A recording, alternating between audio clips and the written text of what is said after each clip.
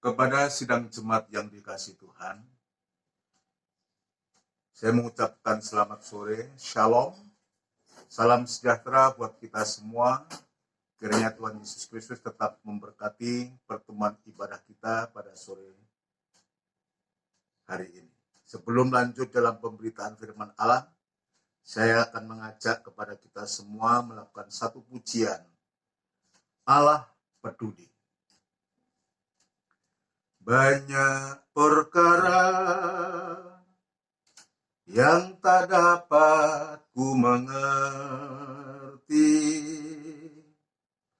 mengapakah harus terjadi di dalam kehidupan ini. Satu perkara yang kusimpan dalam hati, tiada sesuatu yang terjadi tanpa Allah peduli. Allah mengerti, Allah peduli segala persoalan yang kita hadapi. Tak akan pernah dibiarkannya ku bergumul sendiri, bab Allah mengerti. Allah mengerti. Allah mengerti, Allah peduli segala persoalan yang kita hadapi. Tak akan pernah dibiarkannya ku bergumul sendiri, bab Allah mengerti. Banyak perkara yang tak dapat ku mengerti, mengapakah harus terjadi di dalam kehidupan ini. Satu perkara yang kusimpan dalam hati, tiada sesuatu yang terjadi tanpa Allah peduli. Allah mengerti, Allah peduli segala persoalan yang kita hadapi. Tak akan pernah dibiarkannya ku bergumul sendiri, bab Allah mengerti. Allah mengerti, Allah peduli segala persoalan yang kita hadapi. Tak akan pernah dibiarkannya ku bergumul sendiri, bab Allah mengerti. Kurus sekali lagi. Allah mengerti, Allah peduli segala persoalan yang kita hadapi. Tak akan pernah dibiarkannya ku bergumul sendiri, bab Allah mengerti. Kita tundukkan kepala, kita bersyukur, berterima kasih kalau sore hari ini kita masih bisa memuji Tuhan, bisa mendengarkan firman Allah apapun keadaan kita, mulai dari saya dan kita semua, biar kita tetap mensyukuri. Benar Tuhan, kami tetap meyakini apapun keadaan kami, dalam masalah, dalam persoalan apapun yang sedang kami hadapi di hari-hari ini. Sesungguhnya Engkau tahu, Engkau mengerti, dan kami yakin Engkau peduli dan mempedulikan kami.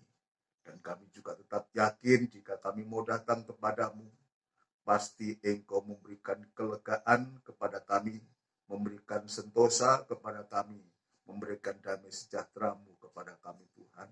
Terima kasih Bapa, terima kasih kami sudah memuji Tuhan dengan cara yang sangat sederhana, tapi biarlah Tuhan Engkau melihat kesederhanaan ini, tapi dasarkan atas kerinduan kami untuk kami bisa beribadah kepadamu. Itu sebabnya kami menyerahkan diri kami untuk kami belajar lagi untuk membaca firman-Mu, untuk mendengarkan firman-Mu, sucikan hati, pikiran, dan pandangan kami, supaya kami benar di hadapan Engkau Tuhan. Terima kasih urapi firman-Mu dan urapi kami sekalian dalam pengurapan Roh Kudus-Mu yang suci. Namun demikian di saat kami membaca, mendengar firman-Mu, kuasa kegelapan tidak tinggal diam untuk mengganggu dan jalannya ibadah ini Tuhan. Itu sebabnya kami sehati panggil nama-Mu yang penuh kuasa untuk mengusirkan segala pekerjaan setan yang coba mengganggu pikiran, angan-angan, dan perasaan kami, yaitu di dalam nama Tuhan Yesus Kristus, darah Kristus yang berkuasa. Terima kasih Tuhan, terima kasih. Kami yakin dan percaya Engkau pasti memberikan pertolongan yang ajaib kepada kami.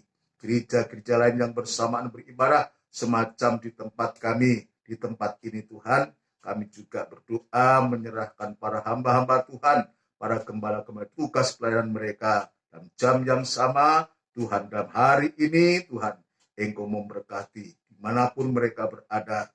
Tuhan juga memakai gembala-gembala hamba Tuhan, juga seluruh sidang jemaat-Mu Tuhan. Terima kasih Tuhan Yesus, terima kasih. Hamba tetap berserah diri kepadamu. Biar kemurahan dan belas kasihan-Mu saja, biar Tuhan nyatakan kepada hamba untuk mampu menyampaikan firman-Mu dengan benar dan murni, supaya hamba sendiri dalam menyampaikan firman juga mengalami firman-Mu, dan sidang jemaat juga mengalami firman-Mu, sehingga kami sama-sama dibangun rohani kami, untuk kami tetap berpengharapan hanya kepadamu. Terima kasih Tuhan, kami mendoakan sidang jemaat-Mu dimanapun saat ini berada dalam mendengarkan firman-Mu. Tuhan, Engkau tolong tetap memberikan kerinduan hati untuk selalu mendengarkan firman-Mu Tuhan, seperti Maryam yang selalu merindukan perkataan-Mu. Terima kasih Bapa, terima kasih. Inilah seru doa permohonan kami yang jauh dari sempurna, tapi Engkau tahu Tuhan kerinduan hati kami. Di dalam nama Tuhan Yesus Kristus, kami alaskan doa dan sembahyang kami. Haleluya. Amin. Puji Tuhan, sekali lagi sebelum lanjut dalam pemberitaan firman Allah, saya mengucapkan selamat sore, shalom, sejahtera Tuhan kiranya tetap dilimpahkan kepada kita sekalian. Kita bersyukur, kita berterima kasih dalam keadaan apapun juga. Tuhan masih memberikan kesempatan, memberikan waktu untuk kita bisa beribadah kepada Tuhan. Biar ibadah ini kita fokuskan kepada Tuhan, ya tidak lagi merupakan satu peraturan karena ini hari Minggu, atau nanti hari Rabu itu PA, Kamis itu doa penyembahan, tapi biar ini merupakan satu kerinduan hati kita untuk kita bisa selalu merindukan untuk beribadah.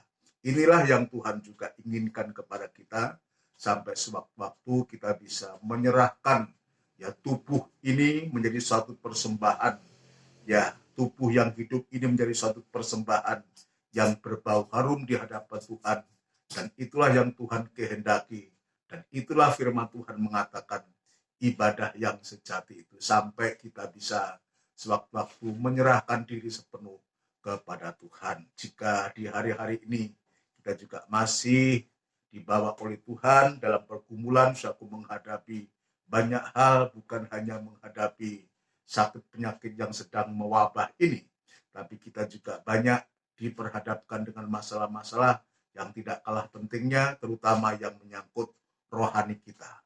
Ya, yang menyangkut rohani kita. Itu sebabnya ibadah-ibadah yang Tuhan sediakan, sekalipun ini lewat siaran semacam ini, biar kita manfaatkan waktu dengan sungguh-sungguh untuk kita bisa memperhatikan firman Tuhan. Puji Tuhan, kita akan lanjutkan pemeriksaan kita, saudara sekalian. Ya, 4 mimpi yang diterima oleh Yusuf. Kita masih dalam mimpi yang kedua, saudaraku. Ya, mohon kesabarannya untuk kita, sebab firman Tuhan itu seperti itu, saudaraku. Jadi kita lebih baik kita mengulang-ulang dan tidak menjadi bosan, tapi semakin kita mengulang membaca, semakin kita mengulang mendengarkan firman Allah, semakin kita diyakinkan oleh Tuhan untuk kita meyakini firman Allah yang adalah pribadi Tuhan sendiri, yang memberikan janji-janjinya kepada kita untuk kita bisa rasakan dan untuk kita bisa menikmati. Ini juga menjadi kerinduan saya untuk supaya sungguh-sungguh lewat ibadah, lewat pelayanan ini, kita semua akhirnya hati kita tetap berkobar-kobar di hadapan Tuhan. Jadi yang kedua adalah Yusuf mendapat mimpi untuk lari dari Kanaan ke Mesir sebab ada Herodes yang mau membunuh Yesus. Ya, kemarin kita sudah saya menjelaskan tentang 2 pribadi, yaitu yang pertama adalah orang-orang Majus, bagaimana ibadahnya orang Majus ini, kerinduan hatinya untuk bisa menyembah kepada Tuhan di satu sisi, di sisi yang lain ada pribadi yang kedua, itulah Herodes. Dia menyembah tetapi didasarkan atas ketidakbenaran dan sekaligus menghasilkan satu kebencian sehingga dia merencanakan untuk membunuh bayi Yesus. Tapi Tuhan itu baik, saudaraku. Rencana itu boleh ada dari iblis, dari Herodes, saudaraku. Tapi Tuhan itu yang punya kehendak dan Tuhan punya cara untuk supaya Yusuf ya bisa membawa anak dan istrinya untuk dibawa lari ke Mesir. Ayat yang ke Matius pasal yang kedua, ayat yang ke-13 dan 14. Saya akan membaca ulang.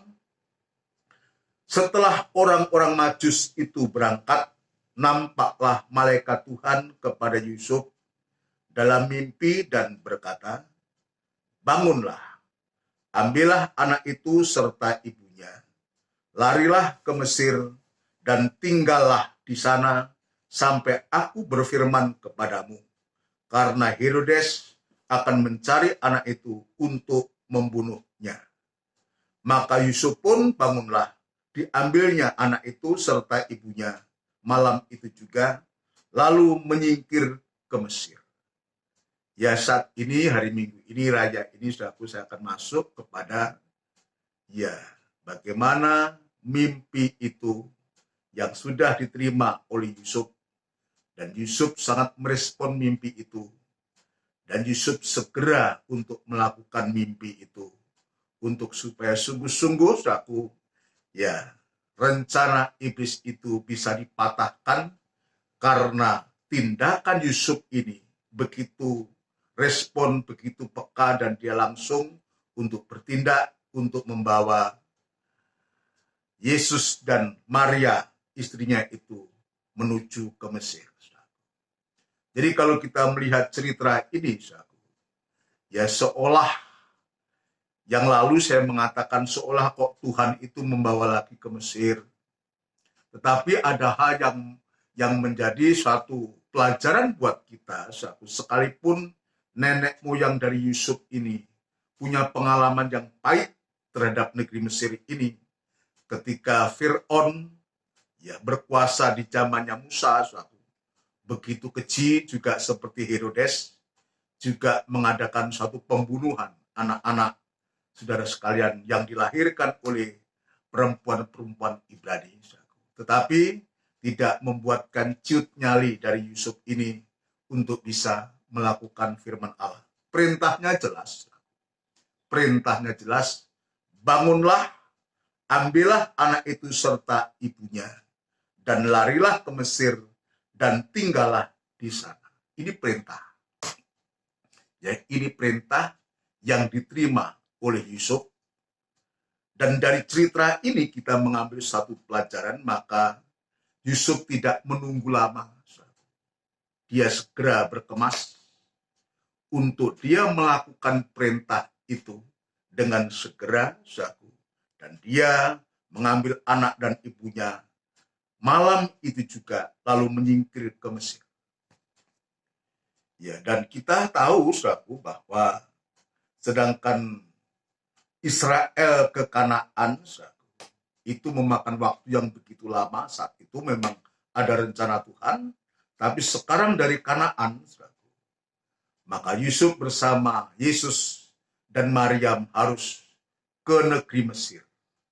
Dan di sana dia harus tinggal sampai aku berfirman kepadamu. Tidak ada sungutan, tidak ada perbantahan dari pihak Yusuf. Maka Yusuf hanya ingin melakukan firman Allah yang diperintahkannya untuk dia lakukan. Ini pengalaman Yusuf dan Maria ini untuk kita sekarang adalah menggambarkan atau menunjuk kepada gereja Tuhan atau anak-anak Tuhan. Ya, Yusuf dan keluarganya ini gambar dari kehidupan nikah rumah tangga atau anak-anak Tuhan atau gereja Tuhan di hari-hari ini yang Tuhan izinkan saat itu harus lari ke Mesir. Mesir ini gambar dari dunia, gambar dunia. Ya, sekarang ini gambar dunia di akhir zaman ini, ya, di mana kita diami, kita tinggal, apalagi di saat-saat ini kita diizinkan oleh Tuhan masih tinggal di dunia yang ketepatan sekarang harus menghadapi masalah yang begitu pelik, bukan hanya di Indonesia, tapi seluruh dunia menghadapi persoalan yang sama, yaitu bukan kelaparan, bukan kekeringan, tapi justru yang dihadapi sakit penyakit, itulah wabah corona. Kita mau lari kemana? Dan kita akan lari kemana? Ya, sementara kita ada di dunia, di bumi, khususnya di bumi di Indonesia ini, apalagi lewat pemerintah juga memberikan aturan-aturan, tidak sembarang pergi kemana, ke tempat apa, dan semua. Seolah kita ini harus sungguh-sungguh di hari-hari ini, harus mengalami, dikatakan, ya, ayat mengatakan, maka Yusuf pun bangunlah. Jadi artinya apa? Maka bangun dan dia berangkat dan dia tinggal. Dia harus tinggal. Seperti apa yang kita hadapi, kita alami sekarang. Harus tinggal. Tinggallah di sana. Artinya kita harus mengalami, harus menjalani sendiri. Supaya Tuhan juga melihat pengalaman kita secara pribadi dengan Tuhan ini yang Tuhan ingin lihat. Ketika kita diperhadapkan, harus tinggal, harus mengalami, harus menjalani ini di Mesir dunia ini. Bagaimana sikap kita? Dalam cerita perjanjian lama, dalam perjanjian lama, ya, dalam perjanjian lama ada cerita tentang Yakub. Yakub ini adalah Yakub Israel. Ya, Israel atau Yakub. Yang dimana saat itu dia berada bersama anak-anaknya. Dan bersama rakyat di Kanaan, pergi ke Mesir saat itu. Tapi dalam rangka saat itu, negeri Kanaan dalam kelaparan yang hebat. Dalam kelaparan yang hebat saat itu, maka Yakub memerintahkan anak-anaknya untuk pergi ke Mesir saat itu untuk membeli gandum, karena di Kanaan terjadi satu kelaparan, kekeringan, dan kelaparan. Itu pernah terjadi ketepatan saat itu, ketika itu, maka penguasa Mesir ini, ya, untuk menangani di bidang ekonomi saat itu, yaitu Yusuf. Yusuf ini bukan Yusuf ya istri Maria, tapi Yusuf anak Yakub, anak Israel. Tetapi saat itu, Yakub, ayahnya, dan saudara-saudara Yusuf belum tahu kalau ternyata yang menjadi penguasa Mesir itu, orang kedua setelah Fir'aun itu adalah Yusuf. Dan sungguh-sungguh, maka akhirnya, berangkatlah saudara-saudara Yusuf ini ke Mesir, untuk membeli gandum, untuk mendapatkan gandum. Tapi perlu diingat, bahwa Fir'aun di zamannya Yusuf itu berbeda dengan Fir'aun di zamannya Musa. Ya, dan justru Fir'aun di zamannya Yusuf inilah yang dipakai oleh Tuhan, untuk sampai Yusuf dalam puncak jabatannya sebagai Perdana Menteri, ya, untuk mengatur terutama perekonomian Mesir ini, diangkat, dipakai dia di Mesir.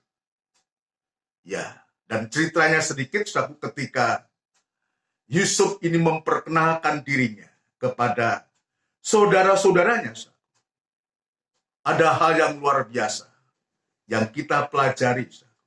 Ini supaya kita mengerti bahwa Tuhan itu begitu ajaib ketika kita juga diperhadapkan dengan masa kesulitan, bukan kelaparan, tapi pandemi ini.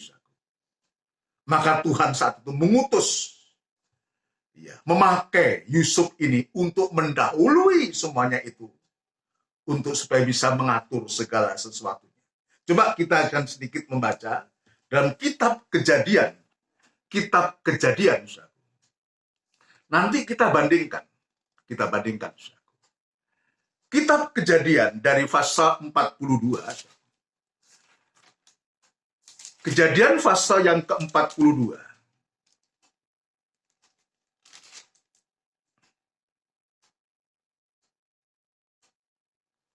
Ya.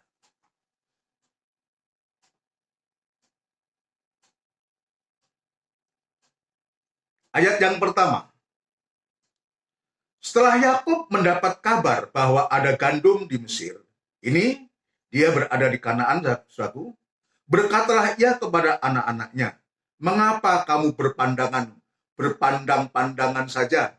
Lagi katanya, "Telah kudengar bahwa ada gandum di Mesir. Pergilah ke sana dan belilah gandum di sana untuk kita, supaya kita tetap hidup dan jangan kita mati."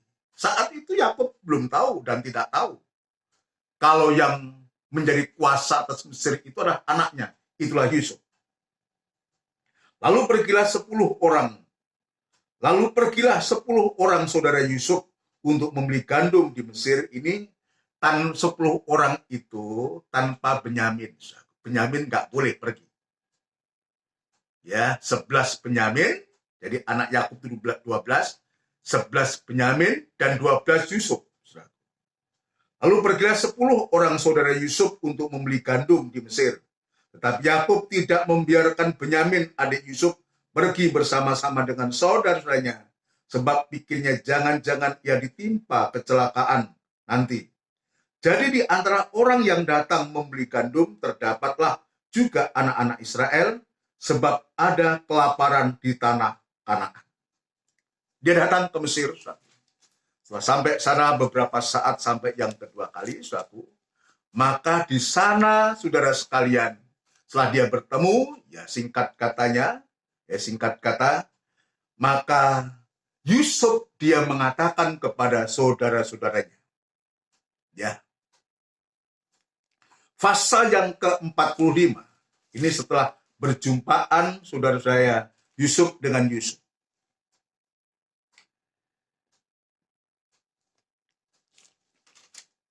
Pasal 45 ayat yang pertama. Ketika itu Yusuf tidak dapat menahan hatinya lagi di depan semua orang yang berdiri di dekatnya. Lalu berserulah ia, "Suruhlah keluar semua orang dari sini." Maka tidak ada seorang pun yang tinggal di situ bersama-sama Yusuf, ketika ia memperkenalkan dirinya kepada saudara-saudaranya. Setelah itu menangislah ia keras-keras sehingga kedengaran kepada orang Mesir dan kepada seisi istana Fir'aun. Dan Yusuf berkata kepada saudara-saudaranya, "Akulah Yusuf, masih hidupkah Bapak?" Tetapi saudara-saudaranya tidak dapat menjawabnya, sebab mereka takut dan gemetar menghadapi dia. Lalu kata Yusuf kepada saudara-saudaranya itu, "Marilah dekat-dekat." Maka mendekatlah mereka, katanya lagi, "Akulah Yusuf saudaramu yang kamu jual ke Mesir. Tetapi sekarang janganlah bersusah hati dan janganlah menyesali diri, karena kamu menjual aku ke sini, sebab untuk memelihara kehidupanlah Allah menyuruh aku mendahului kamu," dan seterusnya. Jadi ini yang Tuhan lakukan kepada saudara-saudara Yusuf saat itu, dan ternyata dari peristiwa yang pernah dialami oleh Yusuf saat itu, maka terkandung makna ternyata untuk Tuhan itu menyuruh Yusuf mendahului untuk supaya Yusuf saat di Mesir itu dia bisa kemudian hari maka bisa memelihara saudara-saudaranya dan nanti kepada bapaknya dan sampai sewaktu-waktu maka bapaknya pun juga diminta untuk segera datang ke Mesir, dan Yusuf sudah tempatkan Yakub nanti dan saudaranya semua sanak familinya di tempat yang namanya Goshen, tempat yang namanya Goshen, dan di sanalah nanti akan terhindar dari segala kemiskinan, terhindar dari kelaparan. Sebab apa? Sebab nanti dia akan berdekatan dengan Yusuf. Di satu sisi, kita lihat kebaikan hati Fir'aun ketika Fir'aun saat itu mendengar bahwa saudara-saudara Yusuf datang. Maka respon dari Fir'aun ini ayat yang ke-16, pasal 45. Ketika dalam istana Fir'aun terdengar kabar bahwa saudara-saudara Yusuf datang, hal itu diterima dengan baik oleh Fir'aun dan pegawai-pegawainya. Lalu berkatalah Fir'aun kepada Yusuf, "Katakanlah kepada saudara-saudaramu, buatlah begini, matilah binatang-binatangmu dan pergilah ke tanah Kanaan. Jemputlah ayahmu dan seisi rumahmu dan datanglah mendapatkan aku. Maka aku akan memberikan kepadamu apa yang paling baik di tanah Mesir, sehingga kamu akan mengecap kesuburan tanah ini." Loncat ayat 20. "Janganlah kamu merasa sayang meninggalkan barang-barangmu, sebab apa yang paling baik di seluruh tanah Mesir ini adalah milikmu." Ayat 21, demikianlah dilakukan oleh anak-anak Israel itu. Yusuf memberikan kereta kepada mereka menurut perintah Fir'aun, juga diberikan kepada mereka bekal di jalan dan selanjutnya. Jadi ternyata setiap peristiwa yang terjadi itu ada makna, seperti hanya Yusuf istri Maria. Tuhan izinkan ini. Yusuf juga Tuhan izinkan untuk pergi dari Kanaan ke Mesir. Tuhan izinkan. Jadi ini seizin Tuhan. Apa yang terjadi yang kita hadapi masing-masing kita, ini seizin Tuhan. Pasti ada rencana Tuhan yang indah buat semuanya ini. Memang secara daging sulit untuk kita bisa menerima. Yang awalnya semua yang kita hadapi sebelum adanya pandemi ini, sebelum ada sakit penyakit yang sedang terjadi ini, semuanya serba mudah, serba gampang, dan semua kemudahan, kenyamanan itu. Tapi sekarang kita harus menghadapi situasi yang secara daging kita tidak menyenangkan. Secara daging tidak menyenangkan kita. Hak-hak kita, kebebasan kita, sampai pun dalam ibadah harus dibatasi. Nanti kalau sudah berjalan ini new normal ini dibatasi. Anak-anak belum boleh Untuk ibadah lansia belum boleh. Ya. Seolah dibatasi. Tapi Tuhan memberikan berbagai-bagai cara, berjuta cara untuk supaya anak-anak Tuhan itu tetap bisa beribadah. Seperti yang sekarang kita hadapi, sekarang yang kita alami, kesulitan-kesulitan. Bahkan kemarin saya mendapatkan WA, benar atau enggak, tapi menurut informasi benar, di sekitar gereja kita di Menanggal, ya beberapa gereja juga terpapar corona. Ya, juga tempat ibadah lain juga menghadapi gitu. Juga di tempat-tempat lain. Di sekitar kita di Menanggal. Nah, coba kalau kita menghadapi semacam ini. Dan itu sebabnya, biar kita respon, kita tanggapi ini dengan positif.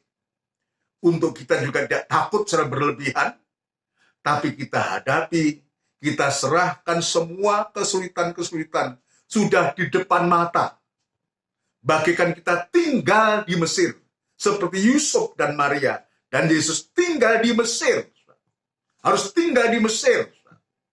Harus dijalani, harus dialami secara pribadi. Tapi kita yakin, pasti sewaktu-waktu Tuhan itu memberikan jalan sampai Allah berfirman.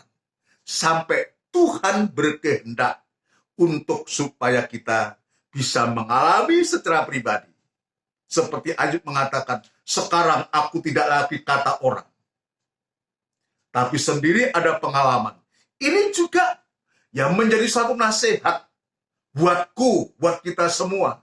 Biar kita masing-masing mengalami, merasakan, ya ada pengalaman bersama Tuhan. Ada pengalaman secara pribadi bersama-sama dengan Tuhan untuk kita harus menjalani. Inilah yang disebutkan, yang seringkali saya sebutkan, istilahkan, ya untuk kita masuk dalam proses kematian bersama Yesus. Seperti halnya ya, Yusuf dan Maryam, mulai dari perjalanannya sampai tinggal di sana bersama Yesus. Memang di satu sisi, saudaraku, ya saat itu Yesus itu sebagai seorang anak bayi, saudaraku. Tapi ya di sisi yang lain, bahwa sesungguhnya Yesus itu adalah wujud pribadi Allah yang tidak kelihatan.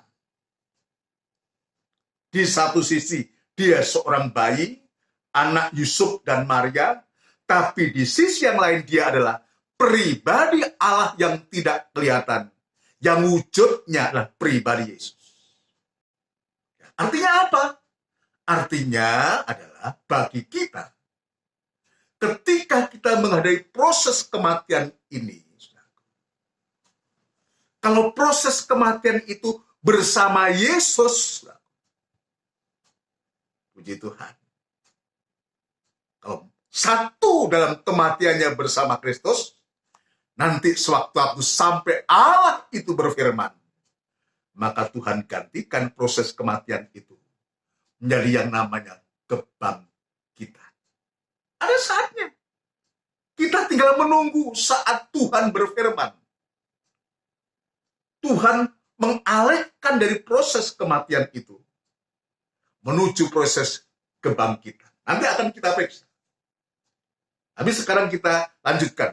Jadi, kalau Yusuf itu bersama Yesus, bersama Maria harus tinggal di Mesir sampai Allah berfirman, ini memang seizin Tuhan untuk supaya kita, anak-anak Tuhan, gereja Tuhan, harus mengalami proses kematian itu bersama-sama Tuhan untuk menghadapi Mesir. Sebab ini tinggal di sana. Tinggal di Mesir. Tadi saya mengatakan bahwa Mesir itu gambarnya dunia. Gambarnya dunia. Dunia yang macam apa? Dan saat itu, ya di zamannya Musa terutama, bagaimana Fir'aun begitu keji.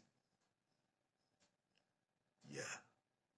Kita tidak tahu, tidak diceritakan saat Yesus dan Maria ini ada di Mesir, apakah Fir'aun itu bagaimana? tapi tidak diceritakan. Tidak seperti di zamannya Musa. Tapi buktinya ada cerita sampai Herodes itu meninggal, dia baru kembali. Artinya kita bisa melihat bagaimana penyertaan Tuhan itu terhadap Yusuf dan keluarganya di saat harus menghadapi proses kematian di dunia yang nyata. Sekarang, tadi saya mengatakan bahwa Mesir ini gambar dari dunia. Mesir ini gambar dari dunia. Nah, dunia yang macam apa yang sedang kita jalani ini? Ya, dunia yang gelap, dunia yang jahat, ya, dunia yang banyak masalah dan persoalan. Apalagi sekarang ini, dunia harus menghadapi pandemi ini. Kenapa? Ya, ayat mengatakan bahwa dunia ini di dalam kekuasaan si jahat. Dunia ini dalam kekuasaan si jahat. Si jahat dia tidak rela, si jahat dia tidak mau kalau banyak orang-orang yang selamat.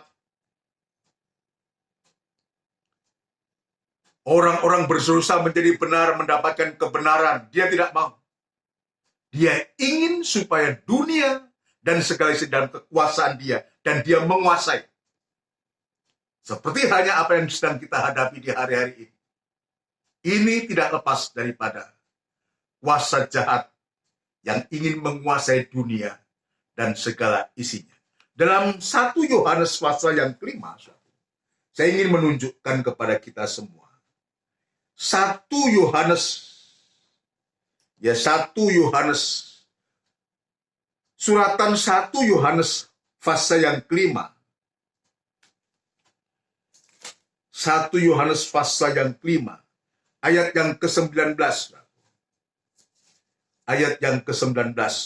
Saya akan menunjukkan bahwa dunia ini dalam kekuasaan si jahat. Ayat 19. Kita tahu bahwa kita berasal dari Allah dan seluruh dunia berada di bawah kuasa si jahat. Kita berasal dari Allah dan hidup bersama Allah sebab Yesus ada, saudaraku. Tapi di tengah-tengah dunia yang dikuasai oleh si jahat. 1 Yohanes pasal yang kelima, ayat 19 ini. Tapi dalam Injil Matius pasal yang ke-10, Tuhan Yesus sendiri mengatakan, ya, Injil Matius pasal yang ke-10, ya, ayat yang ke-16 di sana disebutkan, ya,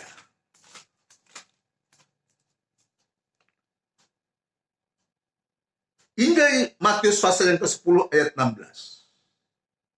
Lihat, aku mengutus kamu seperti domba ke tengah-tengah serigala. Sebab itu hendaklah kamu cerdik seperti ular dan tulus seperti merpati. Ya, di tengah-tengah dunia yang dikuasai jahat, tapi Yesus juga mengatakan, mengutus kamu, ya, seperti domba ke tengah-tengah serigala. Ya. Saya kadang-kadang berpikir, apa Tuhan nggak tahu bahwa domba itu bisa menjadi mangsanya serigala-serigala. Ya. Tetapi karena ini yang mengutus Tuhan, seperti hanya Tuhan berfirman kepada Yusuf untuk segera lari ke Mesir, pasti juga ada rencana. Zamannya Tuhan Yesus mengatakan, mengutus kamu ke tengah-tengah seperti domba ke tengah-tengah serigala. Maka ada nasihat dari Tuhan, seperti Yusuf saat harus tinggal di Mesir. Maka di sini nasihatnya kepada kita adalah, sebab itu hendaklah kamu cerdik seperti ular dan tulus seperti merpati. Coba kita simak, kita pelajari cerdik seperti ular, dan tulus seperti merpati. Apa ini hasilnya? Kalau dua-dua ini dipadukan, akan menghasilkan hati yang bijaksana. Tetapi kalau kita hanya salah satu kita lakukan, hanya cerdik, ya cerdik seperti ular, kita tahu ular itu kayak apa, mencela-mencele, nggak bisa dipegang, pendusta. Ya. Itu sifat ular. Bukan hanya itu. Dusta, dia juga membunuh. Nah, kalau itu yang kita ambil, hanya cerdiknya, maka karakternya ular itu akan merasuk dalam kita. Maka harus diimbangi dengan tulus seperti merpati. Hidup dalam kekudusan Allah. Hidup dalam kebenaran Allah. Ya, sehingga kalau dua ini dipadukan, maka kita akan mempunyai hati yang bijaksana. Hati yang bijaksana itu bagaimana? Hati yang selalu mau mendengarkan firman Allah. Dan melakukan firman Allah seperti apa yang dialami oleh Yusuf. Dia mendengar firman Allah. Tapi dia juga melakukan firman Allah. Dan Tuhan beserta di sana. Untuk menghadapi dunia ini. Jadi Tuhan Yesus sendiri mengatakan, 1 Yohanes pasal 5 ayat 19, dunia ini dalam kekuasaan si jahat, dan Tuhan Yesus sendiri mengatakan, mengutus kamu ya seperti domba ke tengah-tengah serigala. Saatnya Tuhan Yesus ada, dia semacam itu. Dan Tuhan sudah memberikan suatu nasihat kepada kita. Lewat apa yang diucapkan, cerdik seperti ular, dan tulus seperti merpati. Tetapi untuk gereja akhir zaman,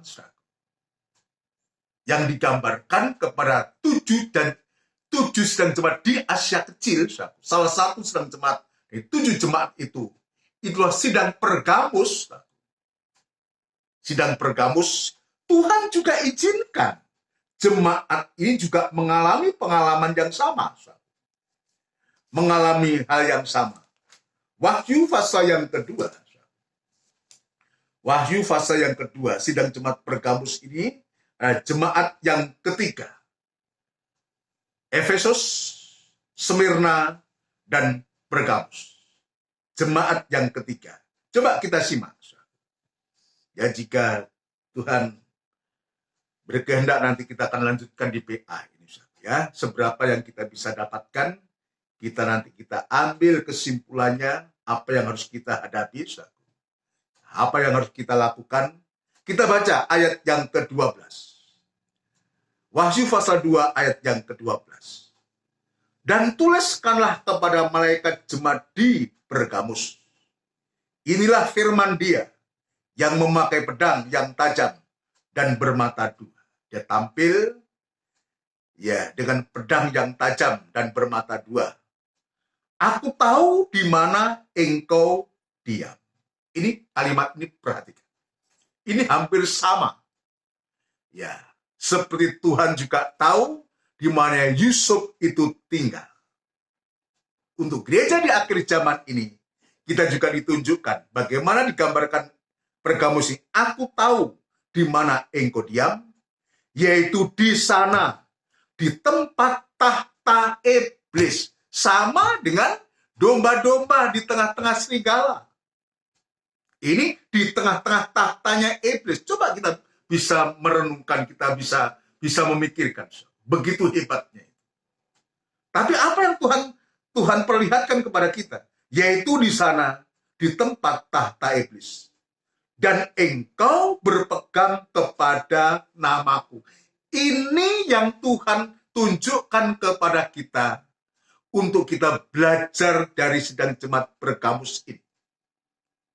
Ketika kita harus menghadapi serigala-serigala, ketika diizinkan, Yusuf diizinkan di Mesir tinggal di sana, Sekarang buat kita diizinkan Tuhan juga di tengah-tengah tahta iblis, maka yang Tuhan lihat dari jemaat ini, biar kita belajar dari jemaat ini, di tengah-tengah tahta iblis, di tengah-tengah kesulitan-kesulitan yang sedang terjadi di hari-hari ini, yang Tuhan pertontonkan, Tuhan perlihatkan kepadaku, juga kepada kita semua, untuk supaya ketika kita menghadapi semacam itu, kita tidak tawar hati, tidak takut, tidak putus asa, tapi kita harus justru bertindak, kita menjalani. Saudara sekalian, kita mengalami, kita bisa merasakan ini yang Tuhan perlihatkan kepada kita. Dan engkau berpegang kepada namaku, ini yang Tuhan perlihatkan kepada kita. Jemaat kepada ya untuk jemaat Pergamus ini. Dan engkau berpegang kepada namaku, dan engkau tidak menyangkal imanmu kepadaku. Sekalipun nanti dia juga dipertontonkan ya, dengan pemimpin dari jemaat itu satu dibunuh di depan dia, yaitu Antipas. Ya, ini setelah saya membaca, mempersiapkan ini, saudara sekalian, ternyata apa yang saya hadapi di hari-hari ini, yang juga saudara hadapi di hari-hari ini, tidak sebanding dengan yang dialami oleh Yusuf. Yang dialami harus hidup di tengah-tengah serigala. Harus dialami oleh sidang Pergamus ini. Artinya, yang Tuhan inginkan untuk kita, ketika kita di tengah-tengah tahta iblis itu, di tengah-tengah dunia yang dikuasai oleh iblis atau si jahat ini, maka kita juga harus belajar untuk mengalami, merasakan, artinya kita juga harus berperang. Kita harus lawan, artinya kita harus hadapi, harus kita jalani. Sebab nggak ada jalan lain. Mau, tidak mau, kita harus menghadapi.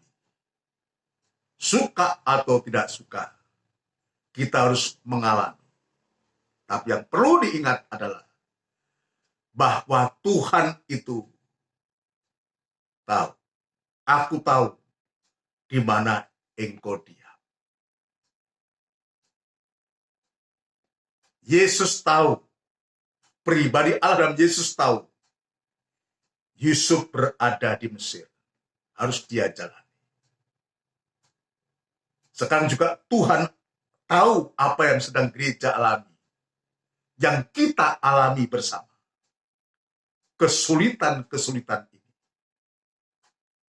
Tapi yang menjadi penghiburan buat kita, jemaat Pergamus ini, tetap berpegang kepada namanya Tuhan.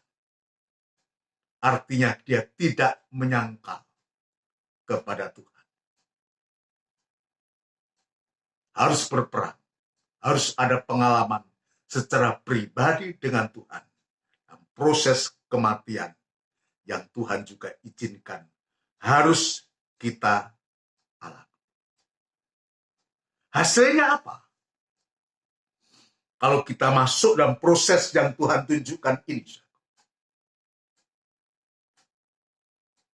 pasti kemenangan. Pasti kemenangan.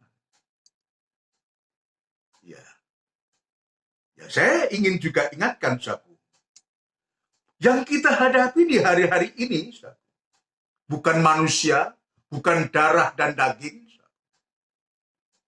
Ya, tapi roh jahat yang dikendalikan oleh si jahat, yang dikendalikan oleh si iblis.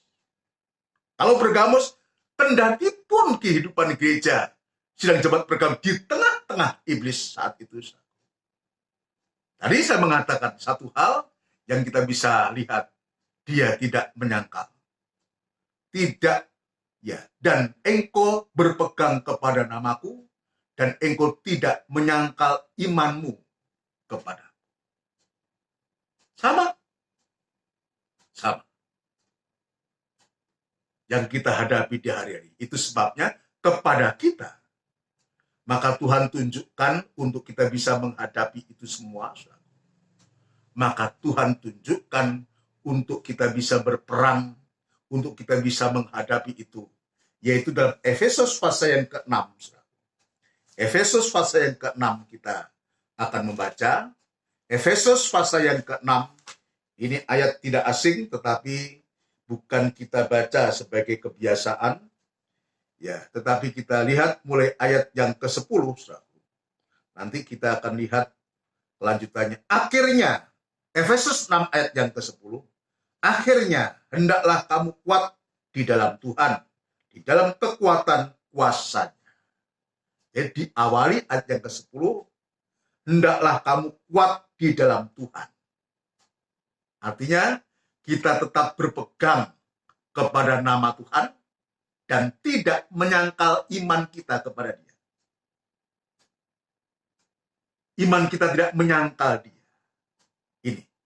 Hendaklah kamu kuat di dalam Tuhan, di dalam kekuatan kuasa-Nya. Bukan kekuatan kita. Yang seringkali kita mengandalkan kekuatan kita. Rasa diri bisa, mampu, dan kuat. Tetapi ternyata kita tidak kuat. Kita tidak mampu untuk menghadapi ini. Sebab yang kita hadapi dahsyat.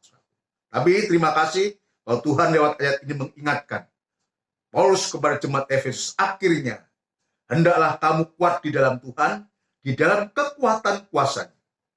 Kenakanlah seluruh perlengkapan senjata Allah. Bukan senjata kita. Bukan kemampuan kita, bukan kepandaian kita. Iya. Mengenakan itu harus memakai. Memakai. Ya. Supaya kamu dapat bertahan melawan tipu muslihat iblis. Ini yang kita hadapi. Ya. Kita dihadapkan tipu-tipu iblis. Ya. Tipu muslihat. Siasatnya iblis. Untuk apa? Untuk menggoyahkan iman kita. Sampai kita gugur dari iman. Dan kita menyangkal namanya. Saudara sekalian. Ayat 12. Karena perjuangan kita bukanlah melawan darah dan daging. Tetapi melawan pemerintah. Jadi ini melawan pemerintah besar yang musuh kita besar. Pemerintah. Melawan penguasa. Melawan penghulu dunia yang gelap ini. Melawan roh-roh jahat di udara. Ini yang sedang kita hadapi. Bagaikan bergambus di tengah-tengah tahta iblis. Bagaikan domba-domba di tengah-tengah serigala. Bagaikan Yusuf harus tinggal di Mesir. Ini yang kita hadapi. Dunia ini. Sebab itu ambillah seluruh perlengkapan senjata Allah. Supaya kamu dapat mengadakan perlawanan pada hari yang jahat itu. Dan tetap berdiri sesudah kamu menyelesaikan segala sesuatu. Kita lihat. Jadi supaya kamu dapat mengadakan perlawanan. Jadi tidak tinggal diam. Tidak menyerah dengan keadaan. Artinya kita harus berusaha.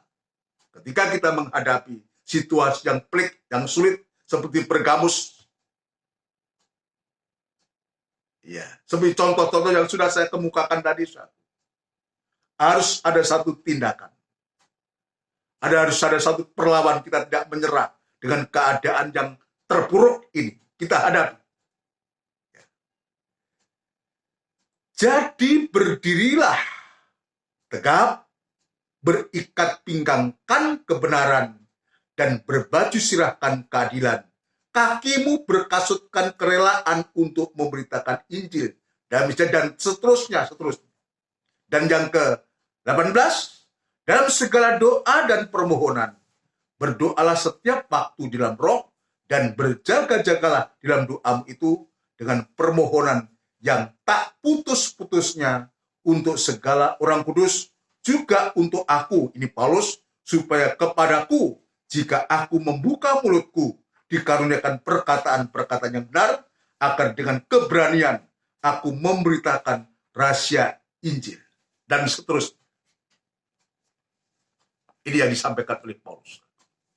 Jadi ternyata kita harus mengadakan suatu perlawanan sekalipun kita di tengah-tengah tahta iblis.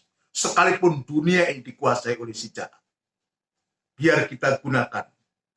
Kita tetap berdiri di atas pendirian Injil yang benar. Ikat pinggang. Kesiapan kita untuk kita bisa menghadapi masa-masa sulit ini. Menghadapi masa-masa sulit ini. Bagaimana caranya? 1 Yohanes pasal yang kelima.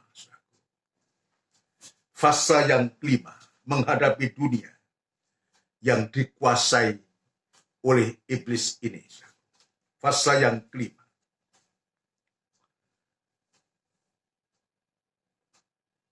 Ayat yang pertama sampai dengan ayat yang kelima. Setiap orang yang percaya bahwa Yesus adalah Kristus, lahir dari Allah. Dan setiap orang yang mengasihi Dia, yang melahirkan, mengasihi juga Dia yang lahir daripadanya. Inilah tandanya bahwa kita mengasihi anak-anak Allah, yaitu apabila kita mengasihi Allah, serta melakukan perintah-perintahnya. Sebab inilah kasih kepada Allah, yaitu bahwa kita menuruti perintah-perintahnya. Perintah-perintahnya itu tidak berat. Ayat 4 perhatikan, sebab semua yang lahir dari Allah mengalahkan dunia. Siapa yang lahir dari Allah itu? Adalah kehidupan yang mengasihi Allah, yang serta melakukan perintah-perintahnya. Jadi kita mengalami suatu kemenangan ketika kita mengasihi Allah. Dan ketika kita melakukan perintah-perintahnya. Melakukan firman-Nya. Ya, semakin kita mendengarkan, semakin kita mengasihi Dia, semakin kita melakukan perintah-perintahnya, maka semakin kehidupan itu kokoh, bagaikan rumah yang didirikan di atas batu karang. Tapi sebaliknya, kalau kita tidak melakukan, tidak respon terhadap firman Allah, dan kita tidak menunjukkan kasih kita kepada Tuhan, kita kehidupan yang lahir dari Allah, yang harus melakukan perintah-perintahnya, maka tidak heran kalau cerita yang kedua itu seperti orang yang mendirikan rumahnya di atas pasir. Ketika ujian yang berat itu datang, banjir, angin, dan hujan itu menimpa rumah itu, maka runtuhlah rumah itu dan besarlah kerusakannya. Runtuh iman kita. Ya, puji Tuhan, biar ini menggetarkan hatiku, menggetarkan hati kita untuk kita semua berjuang. Ya. Perintah-perintahnya itu tidak berat. Ya. Kalau kita melakukan perintah itu berdasarkan kasih kita kepada Tuhan, kasihnya Allah, saudara sekalian, maka perintah-perintah itu tidak menjadi berat. Tapi sebaliknya, kalau kita melakukan itu karena kewajiban, ya, bukan karena kita mengasihi Allah, ini yang membuat kita menjadi berat. Ya, biar ini untuk kita semua. Ini yang menjadi kita berat, sehingga kita tidak bisa bertindak. kita tidak bisa melawan tipu muslihat dari iblis dengan segala caranya yang sedang diperhadapkan di depan kita. Kita harus menghadapi. Tadi ayat yang keempat, sebab semua yang lahir dari Allah mengalahkan dunia. Dan inilah kemenangan yang mengalahkan dunia, yaitu iman kita. Seperti sidang jemaat Pergamus, sekalipun di tengah tata iblis, dia tetap berpegang kepada namanya Tuhan yang sudah menebus dia. Dia tidak menyangkal imannya kepada Tuhan,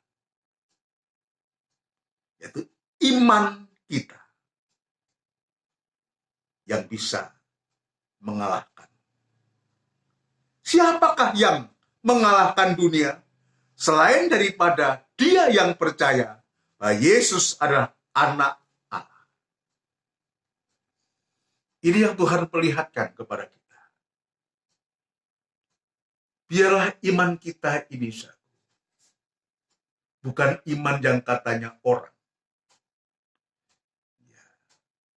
tapi iman oleh karena kita melihat. Jangan seperti imannya Thomas.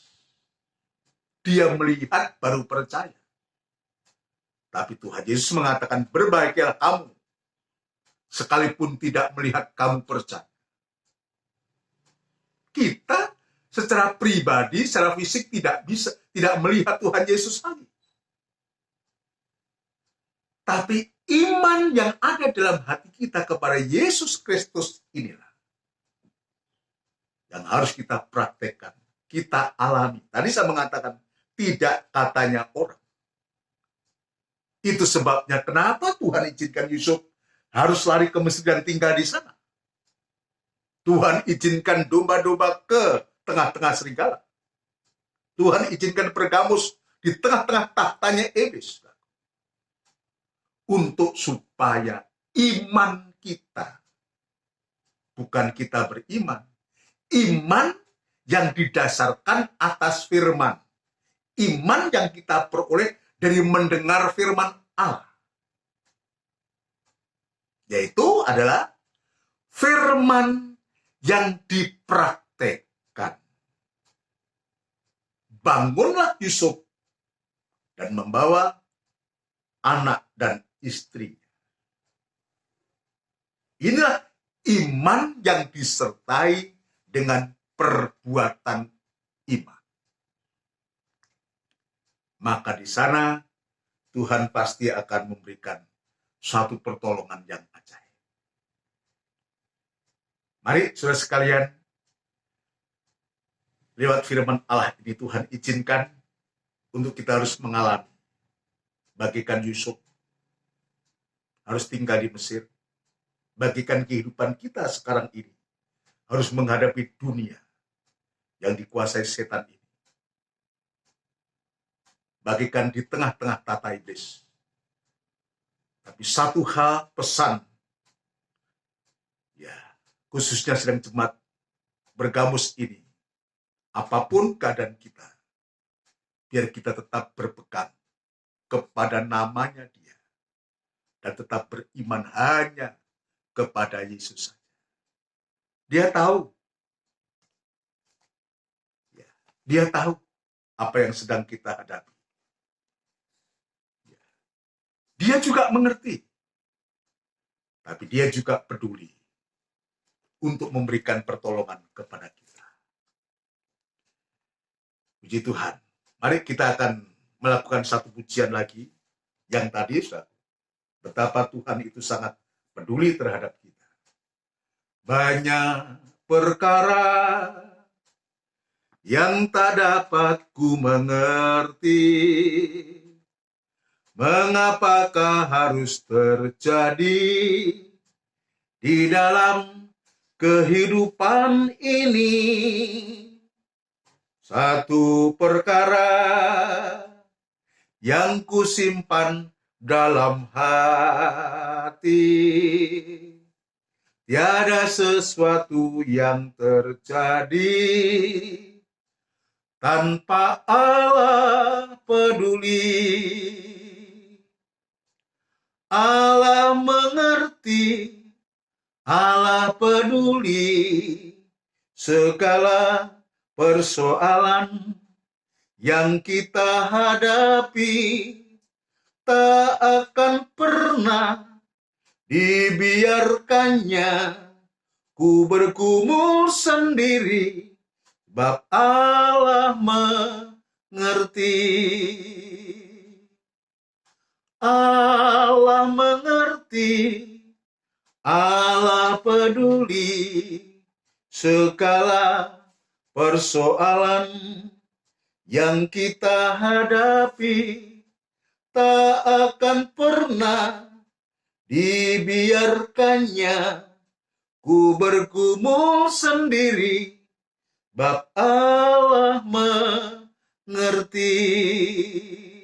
Saudara-saudara yang dikasihi Tuhan, dimanapun kita berada saat ini, firman Tuhan sudah kita dengar, pujian sudah kita naikkan. Masing-masing kita ada kesulitan. Ya. Kesulitan dalam hal apapun juga. Lewat sakit penyakit, lewat usaha pekerjaan, ekonomi, masalah-masalah yang lain, banyak hal yang kita sedang hadapi. Tapi dia tahu. Aku tahu di mana engkau diam. Pujian ini Allah mengerti, Allah peduli segala persoalan yang sedang kita hadapi. Tapi satu hal, dia takkan pernah biarkan kita untuk kita bergumul sendiri. Sebab dia mengerti dan dia tahu jalan keluar. Dan dia katakan, Allah setia, dia tidak membiarkan kamu dicobai melampaui kekuatan. Dia akan memberikan jalan kepada kamu untuk supaya kamu bisa melaluinya. Puji Tuhan. Allah mengerti, Allah peduli segala persoalan yang kita hadapi. Tak akan pernah dibiarkannya ku bergumul sendiri, sebab Allah mengerti. Kita tundukkan kepala. Benar Tuhan, kami meyakini bahwa Engkau ada dimanapun kami berada. Engkau mengerti dan Engkau peduli apa yang sedang kami hadapi, apa yang kami jalani, apa yang kami alami Tuhan. Kami yakin dan percaya Engkau tidak pernah membiarkan kepada kami. Engkau pasti memberikan jalan keluar Tuhan, untuk kami terlepas dari cengkeraman kuasa si iblis, kuasa si jahat yang juga menguasai dunia dan segala isinya, termasuk kalau boleh kehidupan kami pun mau dikuasai. Tapi kami tidak mau Tuhan. Kami mau tetap berpegang kepada Engkau dan beriman kepada Engkau Tuhan. Terima kasih untuk firman-Mu Tuhan. Bila firman Allah yang sudah kami dengar ini bersama, memberkati hamba-Mu, memberkati seluruh sedang jemaat yang mendengarkan Tuhan, dan sekaligus memberikan jalan keluar atas apa yang sedang sidang jemaat-Mu hadapi di hari-hari ini. Terutama Tuhan tetap memberikan ketekunan kepada kami untuk tetap berpegang kepada nama Tuhan dan beriman kepada-Mu Tuhan. Setia beribadah, setia melayani Engkau, sekalipun kami di rumah, biarlah Tuhan hati kami tetap merindukan ibadah dan pelayanan-pelayanan yang sudah Tuhan percayakan kepada kami semua Tuhan. Dan bidang kami masing-masing, Tuhan tetap memakai kami semua. Jangan ada satu kehidupan yang menjadi lemah oleh karena masalah dan persoalan yang sedang kami hadapi. Terima kasih Tuhan, terima kasih buat firman-Mu. Biar firman bukan hanya kami dengar, tapi biar firman yang kami dengar ini kami boleh lakukan Tuhan untuk kami bisa mengalami satu kemenangan Tuhan. Terima kasih Tuhan, terima kasih buat firman-Mu. Sekarang hamba berdoa untuk sidang jemaat-Mu, Tuhan dimanapun saat ini berada. Tuhan, mulai dari anak-anak kecil sekolah minggu, kaum remaja, kaum muda, kaum dewasa, sidang jemaat yang sudah sepuh sekalipun, biar Tuhan lawat, Tuhan memberkati semua, Tuhan memberikan kesehatan, kekuatan yang dari Tuhan. Apapun yang dikeluhkan, apapun yang jadi masalah dari sidang jemaat, biar Tuhan memberikan pertolongan yang ajaib bagimu. Tidak ada barang yang mustahil, tetap kami beriman kepadamu Tuhan. Terima kasih Tuhan. Terima kasih yang dihadapi jemaatmu, yang menyangkut soal pekerjaan, penghasilan, atau nikah rumah tangga, bahkan sekolah anak-anakmu Tuhan, yang akan masuk ke sekolah TK, SD, SMP, sampai SMU, sampai pun juga ke perguruan tinggi.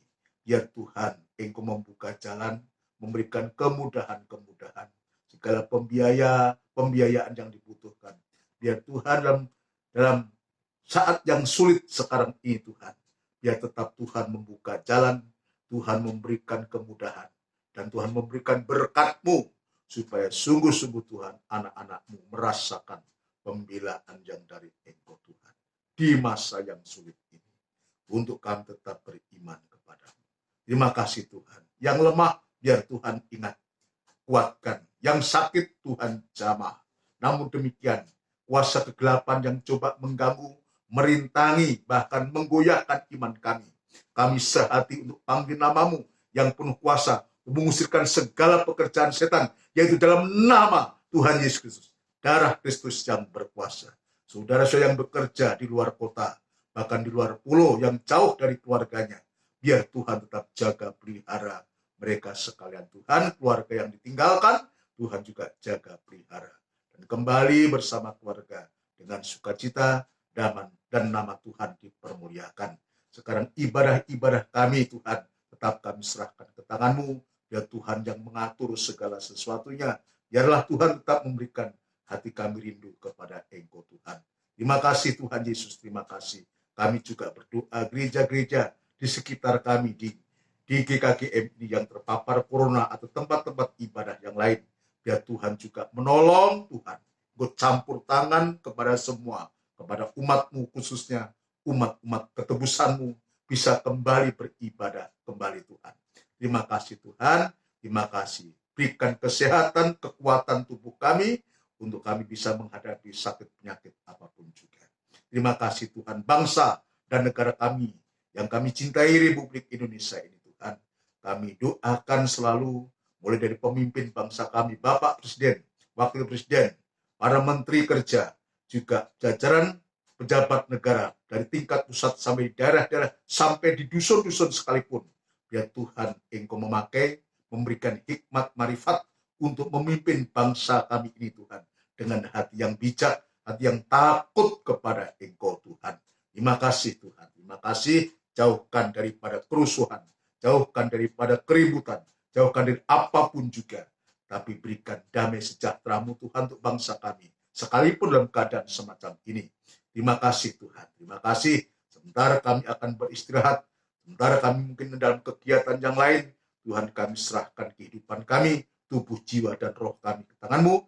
Tuhan jaga dan pelihara kami semua. Saudaraku yang kekasih, biarlah rahmat anugerah cinta yang besar, yang datangnya dari Allah Bapa, Sang Putra, dan Roh Kudus, yang sepenuhnya di dalam nama Tuhan Yesus Kristus memberkati kami sekalian saat ini sampai Yesus datang yang kedua kali. Terima kasih Tuhan. Di dalam nama Tuhan Yesus Kristus. Haleluya. Amin. Puji Tuhan, saudara sekalian yang dikasihi Tuhan, demikianlah rangkaian ibadah untuk ibadah raya hari ini. Ya, Tuhan memberkati kita semua, kita tetap waspada, berhati-hati khususnya di lingkungan sekitar Menanggal dan sekitarnya, di dusun Menanggal, kita hati-hati waspada untuk kita menjaga diri, jaga kesehatan, terutama kita tetap berdoa kepada Tuhan, kita bawa kepada Tuhan doa permohonan kita, nanti sewaktu-waktu ada saatnya ya untuk dijawab oleh Tuhan. Kalau sekarang kita mungkin masih harus menghadapi, harus bergumul, pasti ada rencana Tuhan yang indah buat kita. Saya rindu untuk semua ya, tetap saling mendoakan satu dengan yang lain, memberikan info-info yang positif yang berkaitan dengan perkembangan dari gereja atau ibadah kita, walaupun ada info yang lain, ya bagian yang baik-baik aja lah, diinfokan lewat WA atau apa, supaya kita mendapatkan kekuatan, mendapatkan penghiburan lewat info-info yang kita bisa terima. Ya, salam saya untuk seluruh sedang jemaat semua, salam sejahtera untuk kita semua, salam sukacita buat kita semua, sekalipun dalam suasana yang semacam ini. Selamat malam, Tuhan memberkati kita semua. Amin.